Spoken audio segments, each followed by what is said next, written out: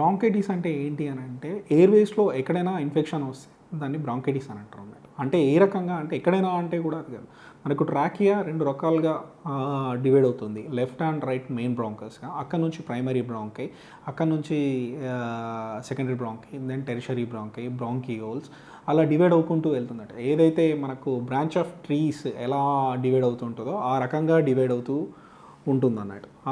మనకు ఈ main bronchus నుంచి బ్రాంక్యూల్స్ వరకు ఎక్కడైనా అక్కడ ఏదైనా ఇన్ఫెక్షన్ వస్తే దాన్ని బ్రాంకైటిస్ అని అంటారు. దీని లక్షణాలు కూడా సేమ్ ఇందాక చెప్పినట్టే ఉంటాయి.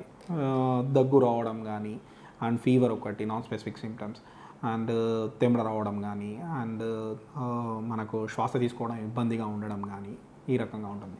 కానీ ఎక్కువగా స్మాల్ బ్రాంకై ఇన్వాల్వ్ అవుతాయి కనుక మనకు శ్వాస తీసుకునేటప్పుడు పిల్లి కూతల్లా సౌండ్ వస్తుంటుంది అన్నట్టు. దాన్ని వీజ్ అని అంటారు. వీజ్ కానీ రాంకై కానీ అని అంటారు అన్నట్టు. కొందరికి బ్రాంకియల్ అస్తమా ఉన్న వాళ్ళకి, అస్తమా అంటాం చూసారా, వాళ్ళకి ఎక్కువగా తెలుస్తూ ఉంటుంది దీని గురించి. వాళ్ళు శ్వాస తీసుకునేటప్పుడు పిల్లి కూతల కుయ్ కుయ్ అనే సౌండ్ ఒకటి వస్తూ ఉంటుంది అన్న. ట్రీట్మెంట్ కూడా ఏ రకంగా ఉంటుంది అని అంటే సేమ్ మనకి ఇందాక చెప్పినట్టే యాంటీబ్యాక్టీరియాస్ కానీ అండ్ యాంటీవైరల్స్ కానీ దేనివల్ల వస్తుందో మనం సీజనల్ బట్టి దాన్ని బట్టి మనము ట్రీట్మెంట్ పెట్టుకుంటే క్యూర్ అయ్యే ఆస్కారం ఉంది. మనకు ట్రీట్మెంట్ పార్ట్కి వచ్చేసరికి ఈ upper respiratory tract infections and lower respiratory tract infections అనుకున్నాం. అప్పర్ రెస్పిరేటరీ ట్రాక్ట్ ఇన్ఫెక్షన్స్లో మనకు సిమ్టమ్స్ వచ్చేసి కోల్డ్ ఉండడం కానీ, అండ్ గొంతు నొప్పి రావడం కానీ, అండ్ మైల్డ్ కఫ్ రావడం కానీ ఉంటుంది. దీనికంటే ఇంట్లో మన రెమెడీస్ కూడా ఒక్కొక్కసారి పనిచేసే అవకాశం ఉంటుంది. ఏ రకంగా అంటే మనకు ఆవిరి పట్టడం కానీ, అండ్ లేదు అని అంటే ల్యూక్వామ్ వాటర్ని గోరువెచ్చని నీళ్ళలో ఉప్పేసుకొని మనము పుక్లించి ఉమ్మడం లాంటివి ఇటువంటివి చేయవచ్చు అన్నట్టు. కానీ లోయర్ రెస్పిరేటరీ ట్రాక్ట్ ఇన్ఫెక్షన్కి వచ్చేసరికి ఒక్కొక్కసారి ఈ రెమెడీస్ పనిచేయచ్చు, పనిచేయకపోవచ్చు.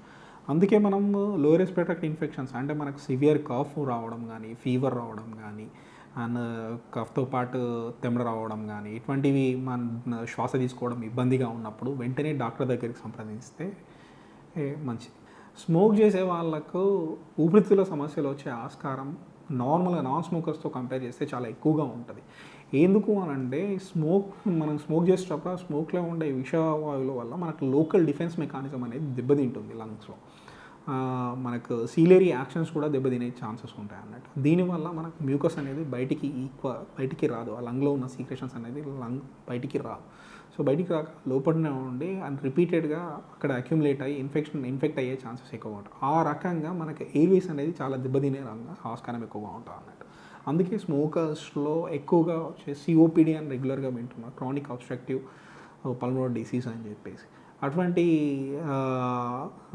వ్యాధి వచ్చే ఆస్కారం ఎక్కువగా ఉంటుంది స్మోకర్స్లో, క్రానిక్ స్మోకర్స్లో. అందుకే జనరల్గా స్మోక్ చేసేవాడిని స్మోక్ చెయ్యొద్దు, వద్దు అని చెప్పేసి హెచ్చరిస్తూ ఉంటారు. అండ్ స్మోకర్స్ వల్ల క్యాన్సర్స్ వచ్చే ఆస్కారం కూడా చాలా ఎక్కువగా ఉంటుంది. సో లంగ్ క్యాన్సర్స్ అనేవి ఎంత దారుణం అంటే మనకు లాస్ట్ స్టేజ్లో తప్ప బయట పడవు అవి. సో అందుకే స్మోక్ చేసే వాళ్ళకి ఒకటే చెప్తున్నాను, స్మోక్ని ఇమ్మీడియట్గా స్టాప్ చేయండి.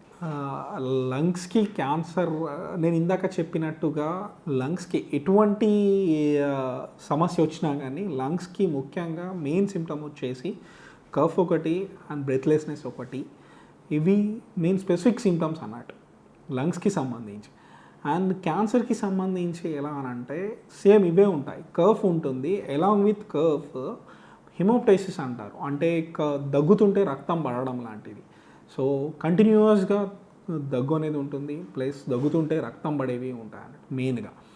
ఈ లక్షణాలు ఉన్నవి అని అంటే వెంటనే డాక్టర్ని సంప్రదించి అండ్ ఇమేజ్ స్టడీస్ కానీ అంటే ఎక్స్రేస్ కానీ సిటీ కానీ ఇటువంటివి చేయించడం ఉత్తమం. లంగ్స్లో ఉన్న అన్ని గడ్డలు అన్ని ట్యూమర్స్ క్యాన్సర్స్ కావు. అందులో బినైన్ ట్యూమర్స్ ఉంటాయి, మాలిగ్నెన్స్ ట్యూమర్స్ కూడా ఉంటాయి అన్నట్టు. సో అన్ని గడ్డల్ని కూడా మనము ఏదైనా కానీ అది ఎవాల్యుయేట్ చేసుకుంటే మంచిది. దానికి సంబంధించిన లంగ్స్ బయాప్సీ చేసుకొని అది మాలిగ్నెన్సీయా బినైన్ ట్యూమరా అని రూల్ అవుట్ చేసుకోవడం మంచిది.